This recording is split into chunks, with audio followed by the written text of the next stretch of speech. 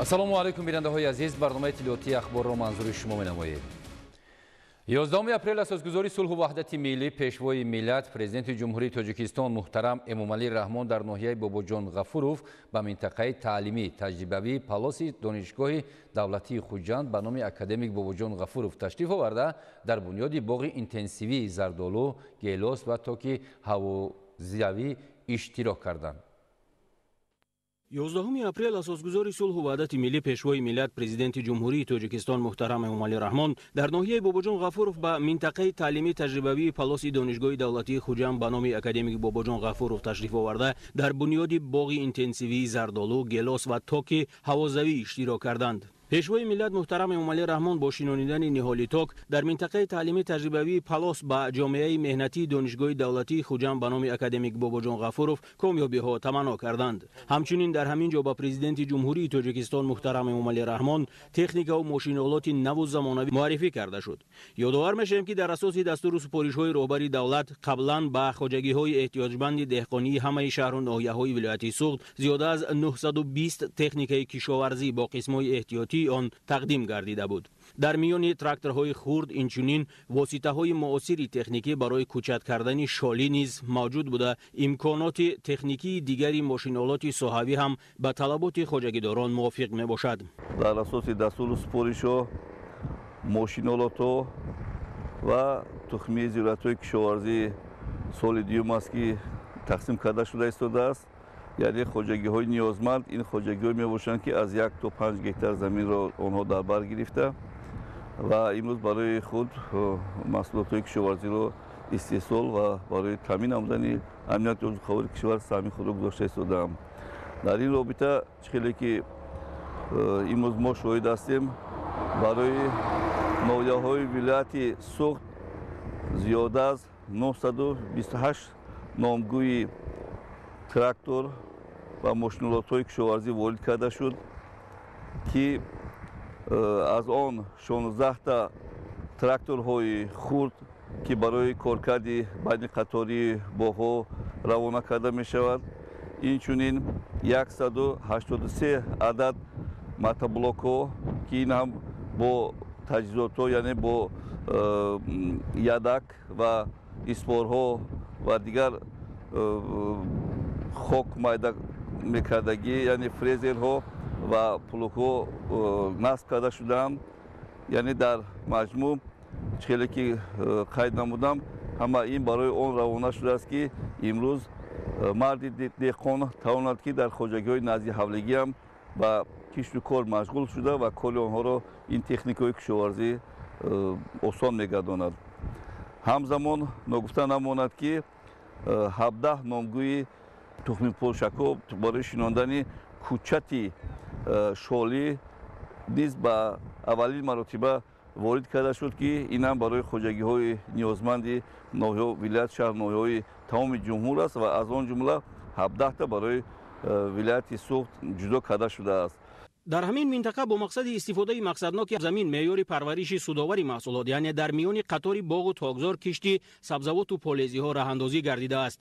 дар ин мавзеъ кишти зери плёнкаи маҳсулот низ ба роҳ монда шудааст. аснои боздид сарвари давлат муҳтарам Эмомалӣ Раҳмон таъкидан иброз доштанд ки неъматҳои табиӣ, махсусан обу замин ҳадафмандона истифода карда шавад, зеро дар замони феълӣ танҳо истифодаи зарфиятҳои аграрӣ метавонад ба рафъи ҳар гуна буҳрони вобаста ба камбуди маводи ғизоӣ мусоидат кунад. пешвои миллат муҳтарам Эмомалӣ Раҳмон инчунин ба масъалаи захираи маводи ғизоӣ таваҷҷӯҳи хоса зоҳир карда дастур доданд ки ин меъёр дар миёни аҳолӣ ба тариқи густурда тарғиб карда шавад.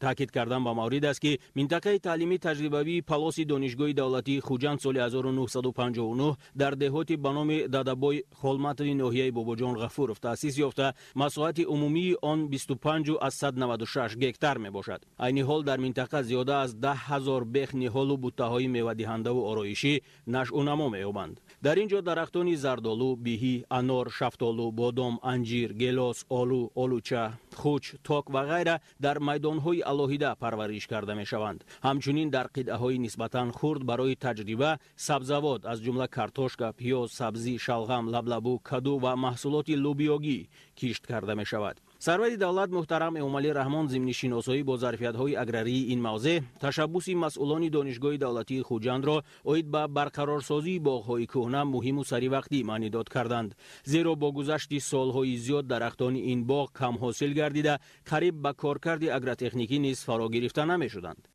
ریاست دانشگاه با مقصد عملی نمودن دستور و سپارش‌های پرزیدنت جمهوری تاجیکستان محترم امومالی رحمان، تطبیق نشاندادهای برنامه دولتی رشد ساحه باغ و تاک‌پروری و عملی سازی سیاست کشاورزی رهبریت حکومت کشور سال 2023 2500 بیختاکی نوهای پرزیدنتی شاهانه، اواتر، غلبه و تگوبی سفید و سیاه را از خواجگی‌های تاک‌پروری باغ سامان شهر ترسونزاده آورده در مساحت 5 گکتار شنانیدند. آغاز ماه مارس سال 2024 در همین موضع در مساحت 1.4 گکتار 1700 بیخ نهال زردآلوی نوهای میرسنجلی، نشانی و سیلور گولد شنانیده شد.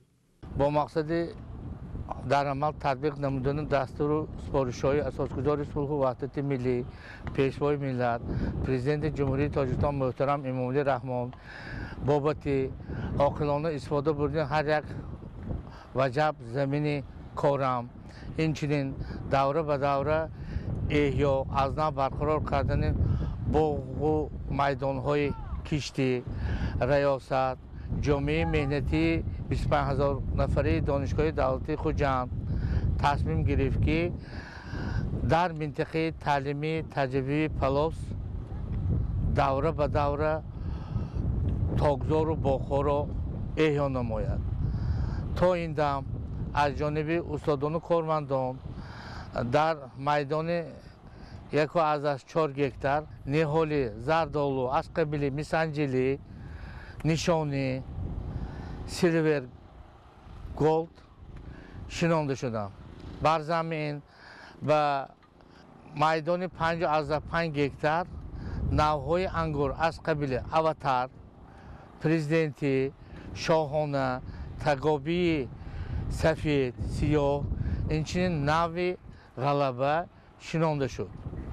اینچنین از همین قدوم فیضبار اساسگذار صلح و وحدت ملی پیشوای ملت محترم امومالی رحمان که به باغ ما تشریف آوردند، هم در اینجا نهال شنانده ما روح بلند گردیده وعده میدهیم که تا 6 نوامبر سال جاری بخشیده به 30 سالگی قبول کنستیتوسیون جمهوری تاجیکستان به اندازه 0.8 گکتار گرمخانه لیمان بنیاد کرده به جشن 35 سالگی استقلال دولتی تحفه ارزنده خود را پیشنهاد سازیم.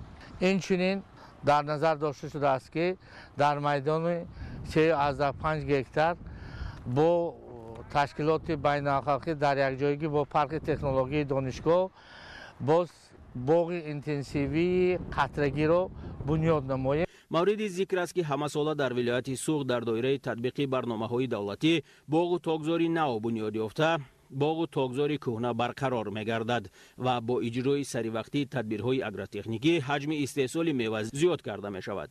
زیاد شدن میدان باغ و تاکزار نو در ولایت سوغد اساساً دوام 5-6 سال اخیر به نظر می‌رسد. طبق معلومات ریاست کشاورزی ولایت تا 1 اپریل سال 2024 در قلمرو ولایت سوغد در 113 گکتار باغ نو، از آن جمله 23 گکتار باغ اینتنسیوی بنیاد کرده شده است. در همین دوره در مساحت 4 گکتار تاکزار نو بنیاد گردیده است. سال 2024 برقرار کنی باغ‌های کهنه در میدان 788 و تاکزارهای کهنه باشد در مساحت 111 گکتار انجام داده شده است. زردآلوزار ولایت به 51000 گکتار رسیده، از این 35500 گکتار حاصل دهنده می باشد. استحصال میوه در سال گذشته به 222521 تن رسانیده شد. استحصال زردآلو 157186 تن را تشکیل داد که نسبت به سال 2022 101339 تن زیاد می باشد. در همه شهر و ناحیه‌های ولایت سوغد 13661 گکتار انگور باغ موجود می باشد که 12531 گکتار حاصل دهنده است. اطلاع داده شد که مساحت عمومی باغ‌ها در همه بخش‌های خواجگیداری 76860 گکتار را را تشکیل می‌دهد و از این 57240 گکتارش حاصل دهنده میباشد. میدان باغ‌های میوه‌های تخمدار 13770 گکتار و میوه‌های دانکدار 58920 گکتار را تشکیل می‌دهد.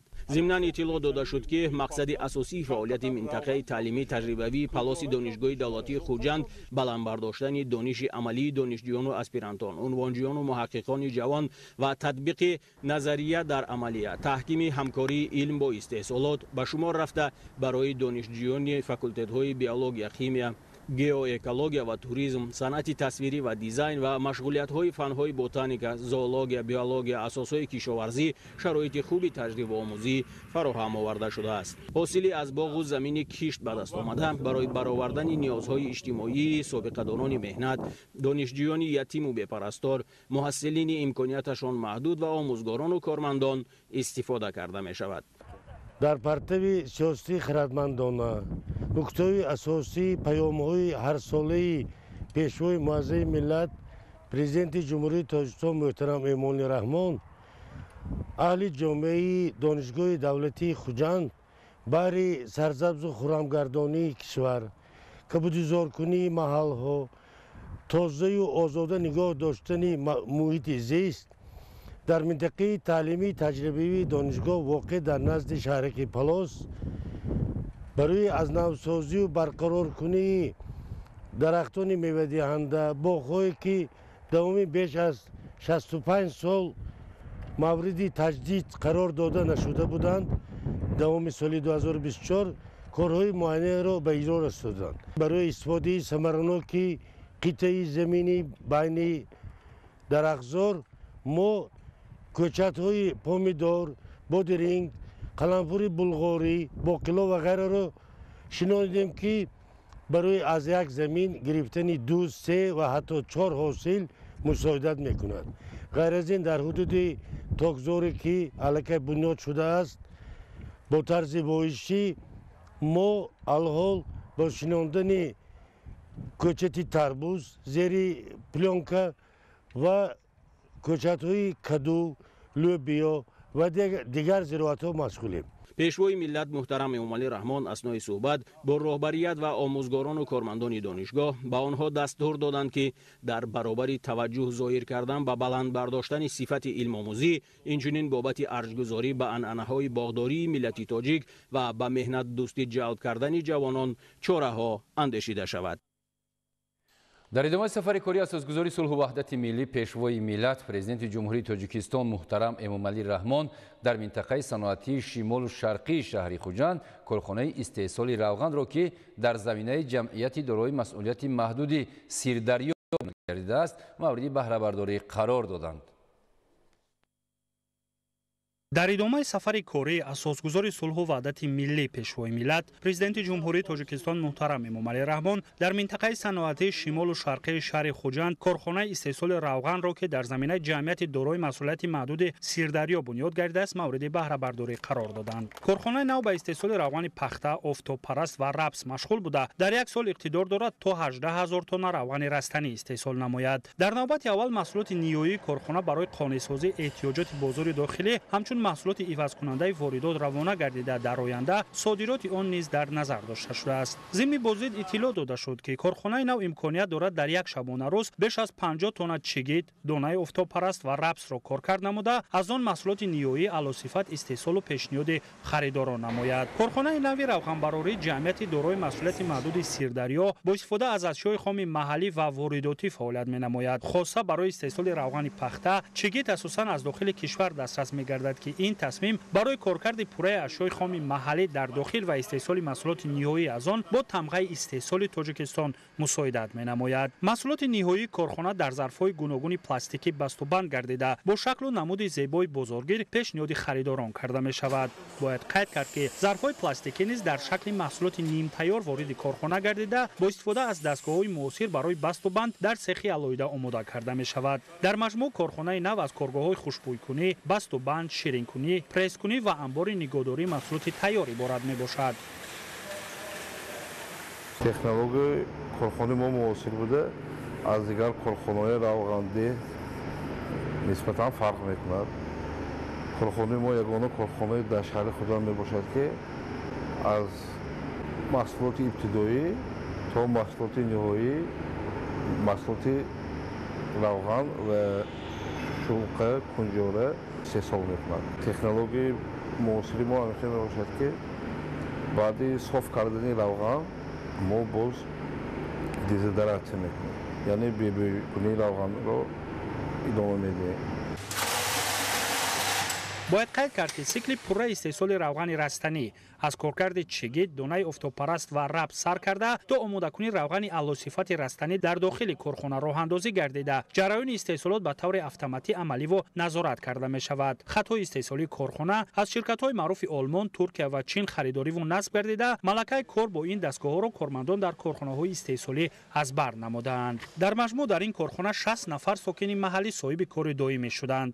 хурсанд аз онам ки соҳиби ҷои кор шудам. дигар бонувоне ки низ дар ҳамин ҷо соҳиби ҷои кор гардидам, миннатдории худ ва дигар бонувонро ба пешвои миллат баён мекунам. партове ки дар ҷараёни истеҳсолот ба миён меояд ба пуррагӣ коркард гардида дар соҳаи кишоварзӣ хусусан дар бахши чорводорӣ истифода бурда мешавад. ҳамчунин дар ҳудуд ва гирду атрофи иншооти нав корҳои ободонӣ ва мумфаршкунии роҳҳо сомон дода шудааст. дар доираи ҳидоятҳои пешвои миллат истифодаи замини ҳудуди корхона ба таври самаранок роҳандозӣ шуда мувофиқи талаботҳои соҳавӣ дар он маҳсулоти кишоварзӣ шинонида шудааст. ҳосили ин қитъа барои омодакунии таом барои кормандони корхона истифода гардида дар баробари маҳсулоти полезиву сабзавот дар ин қитъа ҳамчунин дарахтони мевадиҳанда низ шинонида шудааст ки феълан нашунамои хуб доранд. корхона бо хатти алоҳидаи таъмини об, барқ ва системаи марказонидашудаи гармидиҳӣ ки бо назардошти меъёрҳои экологӣ бунёд ёфтааст таъмин мебошад. корхонаи нави равғанбарорӣ дар доираи дастуру ҳидоятҳои пешвои миллат ва имконияти мусоиди фароҳамовардашуда барои рушди соҳибкорӣ аз ҷониби соҳибкори ватанӣ Мирзо Абдураҳмон Мирзо Баҳодуров бунёд гардидааст. ман ҳамчун як нафар соҳибкори ҷавони ватанӣ тасмим гирифтам ки дар доираи амалсозии ҳадафи стратегии санъаткунонӣ бо сурати мамлакат саҳмгузор бошам. бо чунин ният моҳи ноябри соли 2022 дар минтақаи саноати шаҳри хуҷанд бо корхонаи сохтмонӣ заводи равғанбарориро оғоз намудем. корхона дар давоми 17 моҳ бунёд гардида барои истеҳсоли равғани растанӣ аз кишварҳои Туркия, Чин технологияи муосир ворид кардем ва бо ҷалби мутахассисони ватанӣ онро васлу насб намудем. бо таъсиси корхонаи мазкур имконият пайдо кардем ки 60 ҷойи корӣ таъмин созем. дар корхона равғани босифат истеҳсол мегардад. мо ин корхонаро бо мақсади таъмини талаботи сокинон бо маҳсулотҳои истеҳсоли худӣ ва дорои сифати баланд таъсис додем ва бо ин иқдом мекушем дар таъмини амнияти озуқоварии кишвар ҳиссии худро гузорем.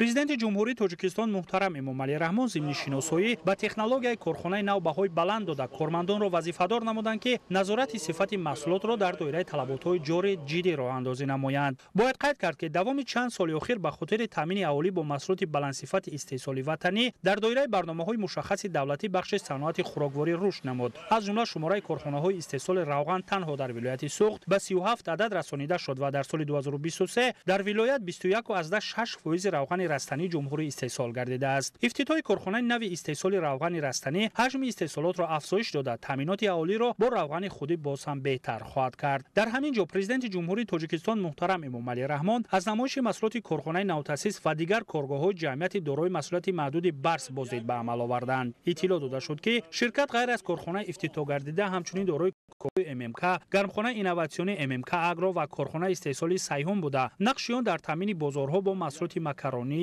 ширӣ, малулҳои антисептикӣ ва маҳсулоти тару тозаи кишоварзӣ назаррас мебошад. ҳамчунин дар назар дошта шудааст ки дар оянда ҷамъият маҳсулоти ниҳоӣ аз ҷумла равған ва маҳсулоти кишоварзиро ба дигар кишварҳо содирот намояд. дар маҷмӯъ дар корхонаҳо ва гармхонаи инноватсионӣ ҷамъияти дорои маҳсулоти маҳдуди барс феълан то 600 нафар соҳиби кори доимӣ ва мавсимӣ буда ин нишондод дар оянда афзоиш дода мешавад. зимни муаррифӣ лоиҳа иброз гардид ки бо дастгирии ҳукумати ҷумҳурии Тоҷикистон ширкат ҳадаф дорад фаъолияти худро дар оянда боз ҳам густариш диҳад. ба сарвари давлат муҳтарам اطلاع دادند که در دوام چند سال آینده جمعیت بنیاد بر استفاده‌دهی مرکز سودای سوغدیان مال با 340 جای کاری، گرمخانه اینوواسیونی هلندی در مساحت از 3 تا 5 گکتار و کارخانه استحصال خوراک چاروا و پرنده را به نقشه گرفته است. در مجموع در انشاءات به نقشه گرفته شده در سالهای بعدی از 500 تا 700 نفر ساکن محلی صاحب کار و معاش خوب خواهند گشت. باید قید کرد که جمعیت دارای مسئولیت محدود برس در سمت رشد دادن بخش اگروصنعت تجربه نمونوی داشته. فعلا در گرمخانه‌های در اختیار داشته کارخانه محصولات تر و تازه پرورش یافته ایستاده است. در گرمخانه اینوواسیونی پرورش محصولات با اصول گیدروپونیکی و عنعنوی راه اندازی گردیده است و جریان تامین آب و غذادهی به طور اتوماتیک سامان داده می شود.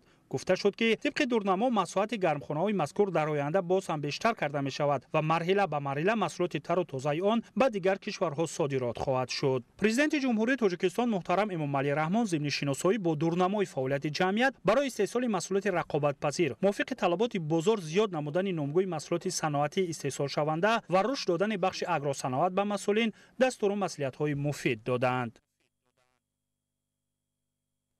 اساسگزار صلح و وحدت ملی پیشوای ملت پرزیدنت جمهوری تاجیکستان محترم امامعلی رحمان در شهر خوجند مرکزی طبی را مورد استفاده قرار دادند. در مرکز مذکور توبت بیماری‌های اورولوژی، اندرولوژی و گینکولوژی گذرانیده می‌شود. 11 اپریل اساسگزار صلح و وحدت ملی پیشوای ملت پرزیدنت جمهوری تاجیکستان محترم امامعلی رحمان در شهر خوجند مرکز طبی را مورد استفاده قرار دادند. مرکز طبی با تشبث صاحبکاری محلی اکملخان کمالوف با جانبداری از سیاست بنیادکاری و سازندگی رهبریت دولت و حکومت جمهوری تاجیکستان بنیاد گردیده دارای معاصرترین تجهیزات صحوی و شرایط خوب تشخیص و طبابت میباشد. در مرکز مذکور طبابت بیماری‌های اورولوژی، اندرولوژی و گینکولوژی گذرانیده می‌شود. مرکز طبی 50 شانه بوده از آشخانه، حجره‌های فیزیوتراپیستی، اولتراسادا، قبول بیماران، امراض زنانه، اورولوژ، اندرولوژ، تحلیلگاه و قید بیماران، حجره‌های بستری کنونی و یاری رسان، حجره‌های جراحی و بعد جراحی بیماران و قسم بالایی بنا از حجره‌های مأموری و مجلسگاه عبارت میباشد. مرکز با سیستم‌های معاصر گرمی و سردنمایی داخل بنا تامین است. با استفاده از فضای مساعدت وحدت یگانگی در تاجیکستان و با غمخوری‌های دائمی پیشوای معظم ملت محترم امامعلی رحمان تصمیم گرفتیم در مرکز شهر خوجند یک مرکز معاصر طبی را ساخته و استفاده دهیم. با منتداری از دستگیری‌های سرور دولت تلاش می‌کنیم که معاینه و معاینه را دقیق و سطح خدمت رسانی طبی را به اهالی بهتر برآورده.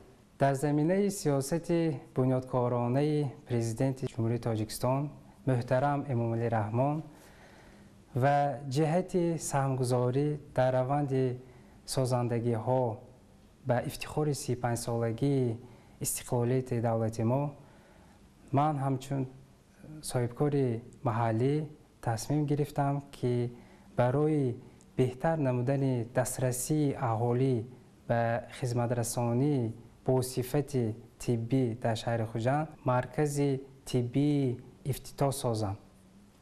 در این مرکز بهترین شرایط ها برای معاینه و درمان بیماران فراهم شده است. منتداری خود را به پیشوای معظم ملت محترم امامعلی رحمان برای دستگیری همه طرفه بخش خصوصی بیان میکنم. این مرکز از 96 حجره از جمله 11 حجره طبیبان، 31 حجره بیماران و 54 حجره یاری رسان عبارت می باشد. مرکز طبی دارای 54 کت برای بیماران است. برای بنیاد و مجهزسازی انشاءات قریب 6 میلیون و 600 هزار سامانی صرف شده است. در اینجا 30 نفر متخصص صاحب کاری دائمی گردیدند. 6 طبیب به فعالیت مشغولند که بعضی از آنها ختم کرده مؤسسه های عالی تعلیمی خارج کشور می باشند. پس از ختم دانشگاه دولتی طبی تاجیکستان به نام ابوعلی ابن سینا تحصیل خود را در بخش اردیناتوری دانشگاه دولتی طبی شمال و غربی به نام میچنیکوی شهر سنت پتربورگ فدراسیای روسیه دوام داده. بعد از آن مدتی نزدیک 2 سال در بیمارخانه دولتی شهر دوبنه ولایت مسکو فعالیت بردم. ما جوانان نسل دوران استقلال افتخارمند از آن هستیم که امروز توسط هدایت و راهنمایی‌های اساسگزار صلح و وحدت ملی پیشوای معظم ملت محترم امامعلی رحمان در جمهوری تمام شرایط‌ها مهیا گردیده ایستاده است.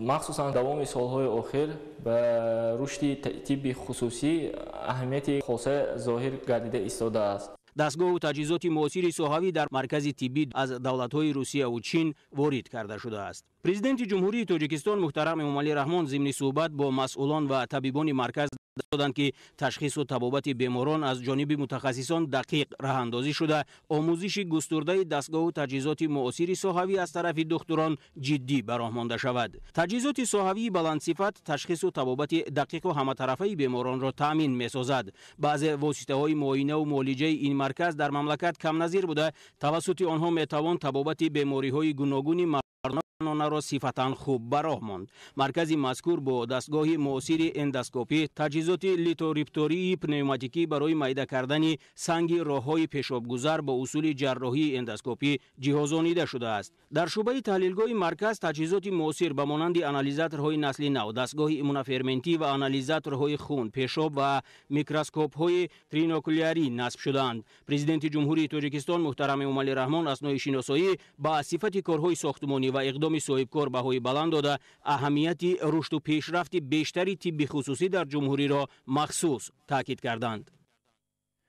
11 اپریل اساسگذاری صلح و وحدت ملی پیشوای ملت پرزیدنت جمهوری تاجیکستان محترم امامعلی رحمان در دایره سفر کاری به شهر نویای ولایت سوخت در شهر خوجند بینای نو و زمانوی مرکز کسب آموزی و خدمترسانی را که با طرح معاصر و جوابگو به استانداردهای ملی و بین المللی بنیاد شده است با برداشتن پرده از روی لوحه رمزی افتتاح نمودند.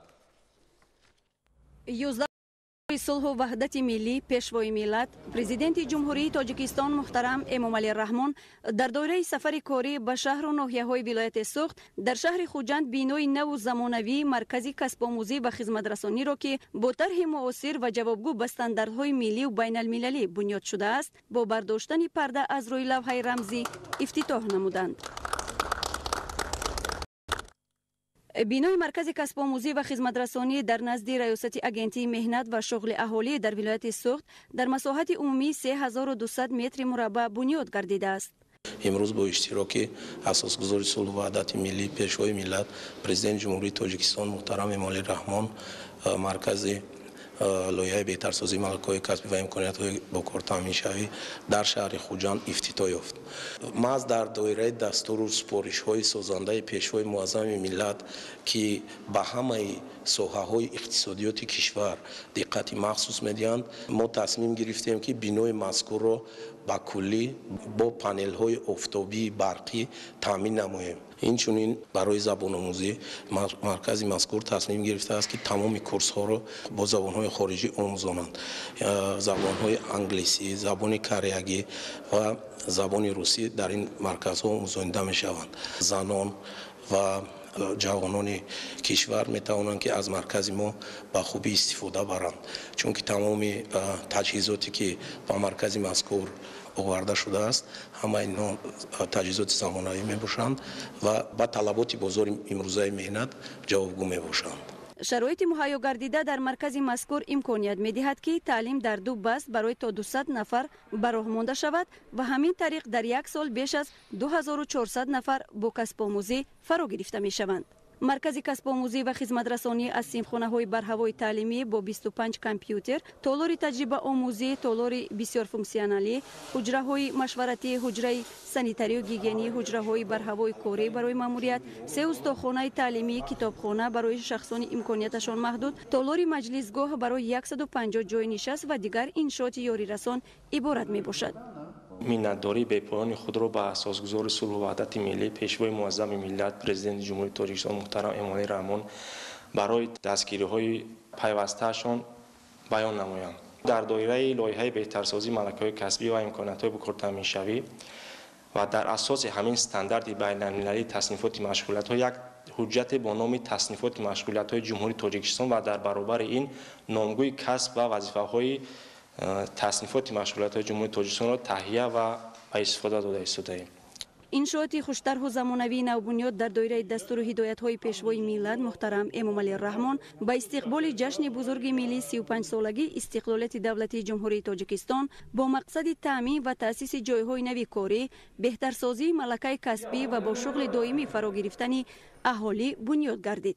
иншоот аз 3 ошёна иборат буда, он бо мақсади ҷалби сармоя ба истеҳсолот оид ба беҳтарсозии малакаҳои касбӣ дар доираи ҳамкории дуҷонибаи байни ҳукумати ҷумҳурии Тоҷикистон ва шарикони рушд амалӣ гардид. сохтмони иншооти мазкур моҳи августи соли 2022 оғоз гардида бо сифати баланд ва дар муҳлати муайяншуда ба анҷом расонида шуд. баъди ба истифода додани маркази мазкур 50 нафар бо кори доимӣ таъмин гардиданд.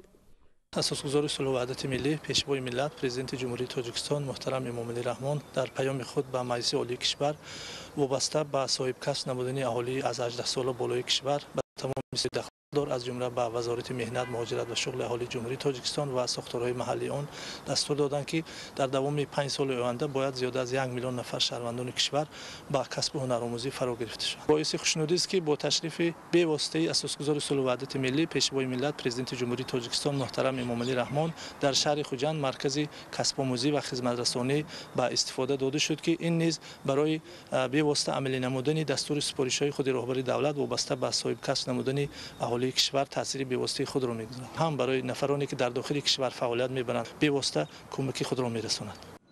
ба пешвои миллат муҳтарам эмомалӣ раҳмон иттилоъ доданд ки дар марказ дар баробари омӯзиши 5 намуди касб аз ҷумла устои барқ, кафшергар, андовагар, челонгар ва усто барои насб кардани панелҳои офтобӣ, ҳамчунин аз худ кардани забонҳои кӯриё, англисӣ ва русӣ ба роҳ монда шудааст ки ҳар як хонанда баъди хатм соҳиби сертификати байналмилалӣ мегарданд. ҳамчунин дар бино устохонаҳои кафшергарӣ, пардозгарӣ ва нигаҳдории таҷҳизоти барқӣ ҷойгир карда шудааст. мо ифтихор аз онем ки пешвои муаззами миллат маркази мазкурро ба истифода доданд. даврони истиқлолият ба мо шароит фароҳам овард ки мутахассисон бо ин шароити муосир, яъне ба касбомӯзӣ фаро гирифта шаванд ки дар оянда ба ҷои кор таъмин шаванд. ва дар маркази мазкур омӯзиш аз рӯи методологияи таълим дар асоси салоҳият ба роҳ монда мешавад. методологияи мазкур яъне инноватсионӣ буда ҳар як ӯҳдадорӣ ва вазифае ки дар стандартҳои салоҳият инъикос ёфтанд, яъне талаботи худи корфармоёне ки имрӯза яъне аз техникаву технологияи муосир ва донишу малакаву маҳорат дар онҳо дарҷ гардидааст. мағз бо дастгирии худи пешвои муаззами миллат аст ки имрӯз ҳамкориҳои дуҷонибаи байналмилалӣ ба роҳ монда шудааст ва дар ин самт стандартҳои салоҳият рамзи байналмилалӣ ки дар онҳо дарҷ гардидааст, яъне мутахассисон он ҳуҷҷати намунаи давлатие ки дар марказҳои мазкур дода мешавад, мутахассисон метавонанд дар берун аз кишвар низ ба ҷои кор таъмин шаванд. дар заминаи маркази мазкур барои беҳтар кардани хизматрасонӣ ба ҷавонон ва занон бунёди 3 маркази нави рушди малакаҳо дар назар аст ки бо лавозимоти зарурӣ муҷаҳҳаз гардонида мешаванд. дар маркази касбомӯзӣ ва хизматрасонӣ дарсҳои назариявӣ ва амалӣ ба роҳ монда шудааст. шароити фароҳам гардида дар маркази мазкур имкон медиҳад ки новобаста аз сину сол нафароне ки хоҳишу завқи соҳибкасб шудан доранд метавонанд дар ин ҷо ба таври ройгон ба касбомӯзӣ фаро гирифта шаванд. иншооти навбунёд бо тамоми таҷҳизоти лавозимоти зарурӣ таъмин буда дар он 36 камераи назоратӣ насб гардидааст. инчунин дар саҳни бинои муосир майдончаи хурд барои бозии футбол бунёд шудааст ва гирду атрофи он бо гулҳои рангоранги мавсимӣ оро ёфтааст. ҳукумати ҷумҳурии тоҷикистон бо роҳбарии асосгузори сулҳу ваҳдати миллӣ пешвои миллат президенти ҷумҳурии тоҷикистон муҳтарам эмомалӣ раҳмон ба омода кардани мутахассисони баландихтисоси сатҳи байналмилалӣ аҳамияти махсус зоҳир мекунанд. дар партави суханҳои президенти ҷумҳурии тоҷикистон беҳтарсозии малакаҳои касбӣ ва имкониятҳои бо кортаъминшавӣ дар ҷумҳурии тоҷикистон татбиқ гашта истодааст ки ҳадафи он омода намудани мутахассисони ҷавобгӯи замони муосир ва дорои малакаҳои зарурие ки бо истифода аз онҳо тавонанд дар бозори меҳнати дохилӣ ва беруна мавқеи худро пайдо карда тавонанд.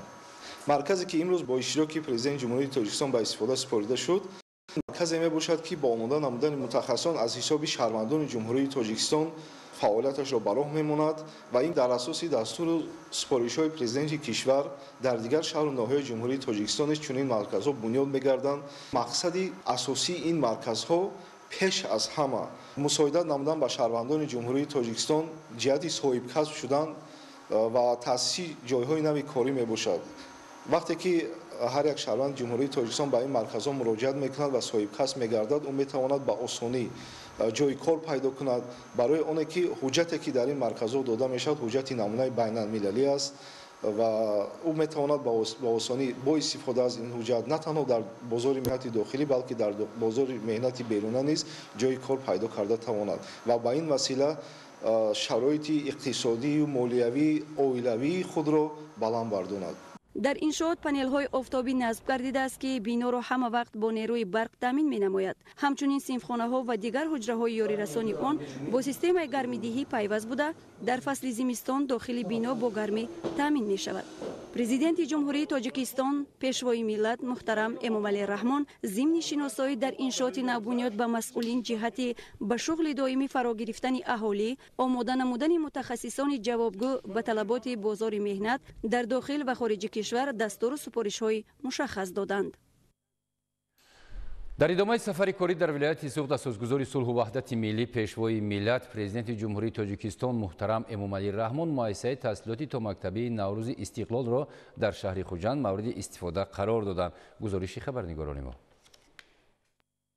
11 апрел асосгузори сулҳу ваҳдати миллӣ пешвои миллат президенти ҷумҳурии тоҷикистон муҳтарам эмомалӣ раҳмон дар идомаи сафари корӣ дар вилояти суғд муассисаи таҳсилоти томактабии наврӯзи истиқлолро дар шаҳри хуҷанд мавриди истифода қарор доданд. муассисаи томактабии замонавӣ дар маркази вилояти суғд дар заминаи дастуру ҳидоятҳои ҳамешагии пешвои миллат муҳтарам эмомалӣ раҳмон аз ҷониби корхонаи давлатии коммуналии идораи сохтмони асосии шаҳри хуҷанд дар давоми 1 сол ба тарҳи зебову замонавӣ сохта шудааст. кӯдакистон аз таҳхона ва 3 ошёна иборат буда дар он раванди таълиму тарбия бо 3 забон тоҷикӣ, русӣ ва англисӣ сурат мегирад. корҳои сохтмонӣ дар иншооти соҳаи маориф соли 2023 оғоз гардида бо сатҳу сифати баланд ба анҷом расонида шуд. дар давраи сохтмон беш аз 40 нафар мутахассиси маҳаллӣ бо кори муваққатӣ ва маоши хуб таъмин буданд. дар бинои иловагии навбунёди кӯдакистони наврӯзи истиқлол дар 16 гурӯҳ 480 кӯдак ва дар бинои асосии муассиса 360 кӯдак ва дар маҷмӯъ 840 кӯдак бо таълиму тарбия фаро гирифта мешаванд. айни замон 32 нафар омӯзгор ва мураббияҳои бо таҷриба бо кӯдакон машғулият мегузаронанд ва дар оянда шумораи онҳо зиёд карда мешавад. дар кӯдакистон дар назди ҳар як синфи машғулият ҳуҷраҳои алоҳида барои хобу истироҳати кӯдакон фароҳам оварда шудааст. ошхонаи муассиса бо бинои асосӣ пайваст буда он барои беш аз 480 кӯдак дар як вақт пешбинӣ гардидааст. дар бинои асосии муассиса осорхона ҳам мавҷуд аст ки барои нигаҳдории аксҳои пешвои миллат муҳтарам эмомалӣ раҳмон ва дигар аксу нигораҳои таърихӣ пешбинӣ шудааст. дар кӯдакистон як толор барои тамошои филмҳои тасвирӣ бо 210 ҷои нишаст сохта шуда бо тарҳи наву замонавӣ ва бо талаботи замони муосир муҷаҳҳаз гаштааст.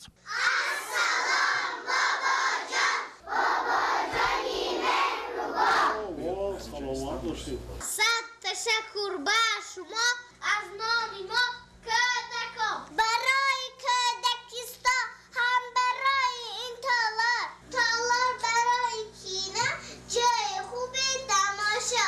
сад ташаккур бобоҷон аз номи мо кӯдакон. хуш омадед бобоҷон. дар ҳамин ҷо пешвои муаззами миллат муҳтарам эмомалӣ раҳмон бо тарбиятгирандагони кӯдакистон суҳбати самимӣ анҷом доданд. мавҷудияти ҳуҷраҳои корӣ, ҷомашӯӣ, амбор барои нигаҳдории маҳсулот ва ҳуҷраи тиббӣ аз шароити дигари кӯдакистон маҳсуб мешавад. сарвари давлат муҳтарам эмомалӣ раҳмон аз ҳуҷраҳои машғулиятҳо ва ҷои хобу кӯдакон дида намуда ба масъулини боғчаи бачагона ҷиҳати тарбияи дурусти кӯдакон дастуру маслиҳатҳои муфид доданд. масоҳати умумии кӯдакистон 5800 метри мураббаъро дар бар гирифта аз он 1476 метри мураббаъро замини зери бино ташкил менамояд. ҳуҷраҳои машғулиятгузаронӣ бо шиору овезаҳои ифодагари муҳаббату самимият нисбат ба ватан ва қаҳрамонҳои афсонавӣ зебу оро дода шудааст ки хоси дунёи кӯдакон мебошад. солҳои охир нисбат ба соҳаи маориф аз тарафи асосгузор сулҳу ваҳдати миллӣ пешвои миллат президенти ҷумҳурии тоҷикистон муҳтарам эмомалӣ раҳмон таваҷҷӯҳи зиёд шуда истодааст. зиннии аввали таҳсилот кӯдакистон мебошад. аз ин рӯ кормандони кӯдакистон дар таълиму тарбияи насли навраз бояд бештар масъулиятшунас бошем. бинои нави замонавӣ барои 480 нафар кӯдакон сохта ба истифода дода шуд. мо миннатдори худро ба асосгузори сулҳу ваҳдати миллӣ пешвои миллат президенти ҷумҳурии тоҷикистон муҳтарам эмомалӣ раҳмон баён менамоем. мо аҳли мураббиёни ин даргоҳ و جناب عالی که پیوسته برای بهتر شدن صفت تعلیم و تربیت و تشکیل زمینه مساعد برای فعالیت تدبیرهای بی‌تأخیر عملی می‌نمایند، اظهار منتداری می‌نماییم و جواباً به این غمخواری‌ها جهتی در روحیه خویشتن‌شناسی و خودشناسی ملی، تربیت نمودن نسل آینده‌سازی مملکت در شرایط مساعد، بهتر ساختن سطح و صفت تعلیم و تربیت، انکشاف ذهنی کودکان، زباندانی از تمام امکان و وسیله‌ها فراوان استفاده خواهیم نمود. مردم صلح‌پرور و عدالت‌خواه کشور خدمت‌های بزرگ و شایسته اساسگزار صلح و وحدت ملی، پیشوای ملت، پرزیدنت کشور محترم امامعلی رحمان را همه روز و همه ساعت می‌بینند، مشاهده می‌کنند و با نام شریف و اعمال ماندگارشان افتخار می‌نمایند. ما هر یک فرد سالم فکر را ضرور است که از روی هدایت‌های پیشوای معظم ملت عمل کرده فرزندان نسل نو آینده ساز را با آداب و اخلاق حمیده به وای رسانه. дар ин рӯз шодиву нишоти дусрояконро ҳадду канор набуд, зеро ба онҳо пешвои маҳбуби миллат тӯҳфаҳои идона тақдим карданд, ки аз ширинӣ ва бозичаҳои гуногун иборат буд. таваҷҷӯҳи зиёд ва доимии президенти ҷумҳурии Тоҷикистон муҳтарам Эмомалӣ Раҳмон ба тарбия ва таълими кӯдакону наврасон боис гардид, ки дар тамоми гӯшаву канори мамлакат садҳо боғчаву кӯдакистони нав сохта мавриди истифода қарор дода шаванд. дар ин муассисаи томактабӣ зиёда аз 46 нафар соҳиби кори доимӣ шуданд. фарогирии доираи васеъи кӯдакон ба таълими томактабӣ имкон фароҳам овард, ки насли наврас дар рӯҳияи баланди ватандӯстиву хештаншиносӣ ба камол расанд. дар саҳни муассисаи таҳсилоти томактабии Наврӯзи Истиқлол 16 айвонча, фавора ва як ҳавзи шиноварӣ мавҷуд мебошад, ки барои солимии кӯдакон ва гузарондани машғулиятҳо мусоид аст. инчунин барои бозӣ ва дилхушии дусроякон таҷҳизоти наву замонавӣ насб гардидааст, ки самаранок истифода бурда мешаванд. ҳангоми шиносоӣ ба сарвари давлат муҳтарам Эмомалӣ Раҳмон имкониятҳои ҳуҷраҳо муаррифӣ гардида иттилоъ дода шуд, ки ба хотири таъмини шароити арзандаи таълиму тарбияи кӯдакон барои машғулияти онҳо ҳамаи синфхонаҳо бо муосиртарин асбобу аёният муҷаҳҳазонида шудааст. айни замон дар шаҳри Хуҷанд 47 муассисаи таҳсилоти томактабӣ фаъолият менамоянд, ки дар онҳо беш аз 10700 кӯдак тарбия мегиранд. омӯзгорону мураббиён кӯдакистони мазкурро беҳтарин тӯҳфа ба ифтихори ҷашни бузурги миллӣ 35-солагии истиқлоли давлатии ҷумҳурии Тоҷикистон арзёбӣ намуда ваъда доданд, ки бо истифода аз чунин шароит фарзандонро дар рӯҳияи ватандӯстӣ, арҷгузорӣ ба таърихи пурғановати миллати тоҷик, ҳифзи дастовардҳои даврони соҳиби истиқлолӣ ва сам гузоштан дар ободии мамлакат тарбия менамоянд. 11 апрел асосгузори сулҳу ваҳдати миллӣ пешвои миллат президенти ҷумҳурии Тоҷикистон муҳтарам Эмомалӣ Раҳмон дар рӯзи сеюми сафари корӣ дар шаҳру ноёи вилояти Суғд дар шаҳри Хуҷанд ба маҷмӯаи таърихиву фарҳангии қалъаи Хуҷанд ташриф оварда ин иншооти муҳташами таърихиро, ки ҳамчун рамзи мардонагиву диловарӣ ва хештаншиносиву ватандӯстии тоҷикон ном бароварда дар ҳифзи озодӣ ва ҳаёти осоиштаи мардум ҳамчун истеҳкоми боэътимод нақши муассир бозидааст, баъди эҳьё ва барқарорсозӣ мавриди баҳрабардорӣ қарор доданд. тадбирҳои марбут ба эҳьё ва барқарорсозии қалъаи Хуҷанд дар ҷои таърихии ин мероси гаронбаҳои бостонии халқи тоҷик бо ибтикору ҳидояти бевоситаи президенти ҷумҳурии Тоҷикистон муҳтарам Эмомалӣ Раҳмон дар давоми 6 сол бо сатҳу сифати баланд амалӣ гардид. тибқи маълумот, масоҳати умумии иншооти бунёдёфтаю барқароргаштаи қалъаи Хуҷанд 6 гектарро ташкил медиҳад. бо назардошти арзиши гарони таърихӣ доштани нигораҳои гирдовардашуда, сарвари давлат муҳтарам Эмомалӣ Раҳмон масъулинро вазифадор намуданд, ки ба хотири ошно намудани шаҳрвандони кишвар, насли наврасу ҷавон ва сайёҳони дохиливу хориҷӣ бо таъриху тамаддуни бой фаъолияти маҷмӯаро бештар тарғиб намуда, мутахассисони беҳтаринро барои муаррифии гӯшаҳои он ҷалб намоянд. дар ҳудуди қалъа бунёди 2 фавораи калон و 4 صحبت چوبی که از جانب هنرمندان چیردست شهر اسفرای ولایت سوخت با راهنمایی و مصلحت و مشورت استا برهان به طور برجسته کنده‌کاری کرده شده است. به زیبایی این موضع تاریخی و فرهنگی شکوه و شهامت بیشتر می‌بخشد. در روند احیا و برقرارسازی قلعه خوجند زیاده از 20 شرکت ساختمانی، شماره زیادی هنرمندان چیردست تاجیک اشتراک نموده صفت کارهای مربوط به احیا و برقرارسازی در این انشاءات تاریخی زیر نظارت دائمی فرمایشگر اداره ساختمان اساسی مقامات اجرایی حاکمیت دولتی ولایت سوخت قرار داشت. کارهای سازندگی و آبادکاری و نگهداری یادگاری‌های تاریخی که با اقدام و تشبس‌های بی‌واسطه سرور دولت محترم امامعلی رحمان انجام یابند، توجه سیاحان و دوستداران تاریخ و فرهنگ باستانی تاجیکان را بیشتر کرده است. مورد به یادآوری است که از تاریخ قلعه خوجند نه تنها مردم کشور بلکه جهانیان واقفند. در حدود قلعه در رفت کارهای حفریاتی یک چند قبط‌های مدنی تاریخی از جمله باقی مانده‌های دیوار ارخائیکی شهر خوجند، باقی مانده حجره نگهداری زراعت غله‌دانگی و ظرف‌های بزرگ حجم گیلی که متعلق به عصرهای 7 پیش از میلاد میباشد پیدا گردیده است. کشف قبط‌های مدنی تاریخی در قسمت پایانی کشک حاکم نشین بازگوی آن است که قلعه خوجند تاریخ 3000 ساله دارد. یادآور می‌شویم که قلعه تاریخی خوجند در مرکز شهر در ساحل راست دریای سیر واقع میباشد. همزمان باید گفت که قلعه خوجند از جانب کمیته رشد سیاحی مملکت بر روی خط 10 موضع جالب سیاحی تاجیکستان شامل گردیده است. بیننده های عزیز و گرامی، سفر کاری اساسگذاری صلح و وحدت ملی پیشوای ملت پرزیدنت جمهوری تاجیکستان محترم امامعلی رحمان در شهر نایای ولایت سوخت ادامه دارد و از جریان این سفر به طور مفصل ما شما را در نشرهای بگاهی روزی برنامه‌های اخبار آشنا می‌سازیم. سلامت باشید.